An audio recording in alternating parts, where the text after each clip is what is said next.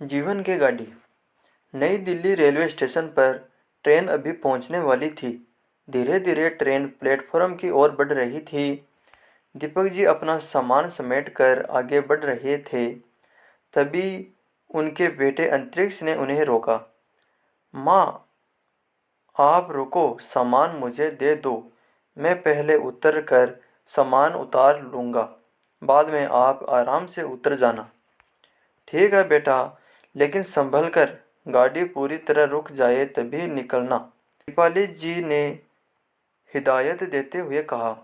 गाड़ी स्टेशन पर पहुंचती उससे पहले ही 3-4 कुली जबरदस्ती डिब्बे में चढ़ गए और अंतरिक्ष और दूसरी सवारियों से पूछने लगे, साहब, आपका सामान उठा लूं? अंतरिक्ष ने पूछा, कितना लोगे? तो कुली 300 रुपये मांगने लगे। यह सुनकर अंतरिक्ष बोला, नहीं नहीं, यह तो बहुत ज़्यादा है, हमें नहीं जाना, रख दो सामान नीचे। बात करते करते प्लेटफॉर्म आ गया। अंतरिक्ष और दीपाली जी नीचे उतर गई। वह कुली अब भी उनका सामान उठाने की कोशिश कर रहा था। अंतरिक्ष उससे पैसे कम करने के लिए कह रहा था।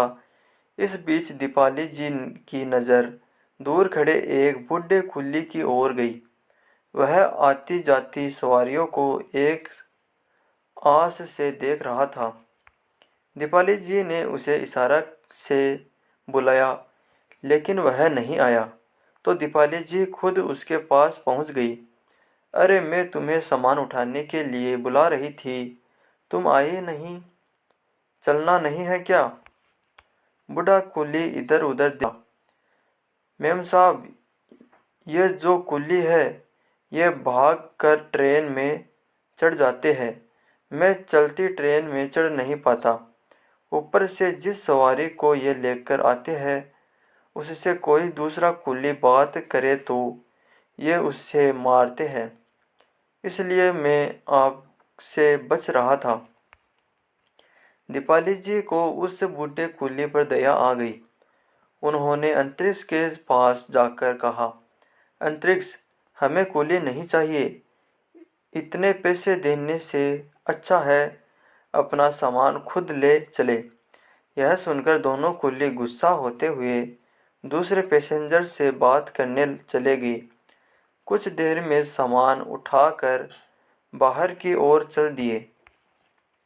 तभी दीपाली जी उस बूढ़े कुली के पास गई और बोली, वो दोनों चले गए हैं। आप बताइए, इतने सामान का कितना पैसा लगे? बूढ़े कुली की आंखों में आंसू छलक आए। वह बोला, मैम साहब, जो चाहे दे दीजिएगा। मुझे बूढ़ा समझकर कोई सामान नहीं उठाने देता। तभी अंतरिक्ष आ गया। माँ, यह सामान उठा भी पाएगा? आप भी बेकार में चक्कर में पड़ गई। बोला 200 में तय हो रहा था। दीपाली जी ने कहा, कुछ सामान ये उठा लेगा, कुछ हम उठा लेंगे। अंतरिक्ष ने सामान उठाने में मदद की। बूढ़ा कुली जो सूटकेस लेकर धीरे धीरे आगे बढ़ने लगा। अंतरिक्ष पीछे। माँ से बोला, माँ, ये तो बहुत देर में पहुँचेगा। वो दोनों अच्छे से सामान पहुँचा देते। यह सुनकर दीपाली जी बोली, बेटा, कभी कभी किसी की मदद के लिए कुछ कष्ट उठाना पड़े तो उठा लेना चाहिए। ये बता रहे थे। इन्हें यही सोचकर कोई काम नहीं देता। पता नहीं क्या मजबूरी होगी तो इस उम्र में इतना भारी काम कर रहे हैं। धीरे धीरे वे बाहर टैक्सी स्टैंड तक पहुंच गए। अंतरिक्ष ने पूछा, बाबा, कितने पैसे हुए? यह सुनकर बूढ़ा कुली बोला, साहब, जो ठीक समझो दे दो। यह सुनकर अंतरिक्ष ने दीपाली जी की ओर देखा। दीपाली जी ने इशारे से 300 रुपये देने को कहा। अंतरिक्ष ने बेमन से 300 रुपये दे दिए। रुपये देख कर बूढ़ा कुली बोला, साहब, यह तो बहुत ज़्यादा है। आपने भी तो सामान उठाया है, कम दे दीजिए। दीपाली जी ने बूढ़े कुल्ली से पूछा, बाबा आज कितने पैसे कमाए आपने? तब बूढ़ा कुली बोला, मेम साहब बस एक ही सवारी मिली थी, 100 रुपये कमाए हैं।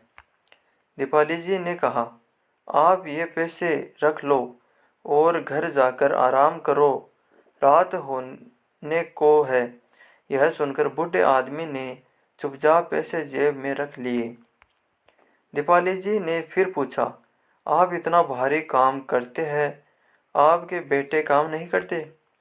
बूढ़ा कुल्ली यह सुनकर रोने लगा। फिर आंसू पोंछ कर बोला, मेरा जवान बेटा यही कुल्ली था। एक दिन सामान उठाकर सीढ़ियों से उतर रहा था, पैर फिसला और गिर कर मर गया। अब मैं और मेरी पत्नी यही टेंशन के पीछे जुगली में रहते हैं। वो घरों में काम करके कुछ कमा लेती है, मैं यहाँ बैठा रहता हूँ। कभी कभी आप जैसे लोग तरस खाकर कुछ काम दे देते हैं, नहीं तो खाली बैठ कर घर चला जाता हूँ। बूढ़े कुल्ली की बात सुनकर अंतरिक्ष और दीपाली जी दोनों आश्चर्यचकित रह गए। वह बूढ़ा कुल्ली अपने आंसू पोंछते हुए हाथ जोड़कर धन्यवाद कर धीरे धीरे स्टेशन के पीछे बनी झुग्गियों की ओर चलने लगा। कैंप में बैठे बैठे अंतरिक्ष और दीपाली जी दोनों अपने अपने विचारों में खोए थे। घर पहुंचकर अंतरिक्ष ने बोला, माँ आप सही कह रही थी, हमें ऐसे लोगों की मदद करनी चाहिए।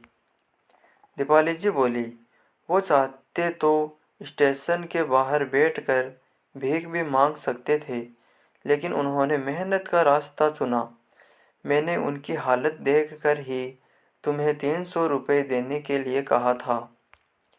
तुम्हारे और हमारे लिए 500 रुपये का मतलब एक पिज्ज़ा हो सकता है, लेकिन एक बेसहारा बूढ़े माता पिता के लिए वो 500 रुपये 3 दिन का भोजन हो सकते हैं। मैं कहीं भी सामान खरीदती हूँ तो ये ध्यान देती हूँ कि ऐसे व्यक्ति से लूँ जो मजबूर हो, और मैं मोल भाव भी नहीं करती।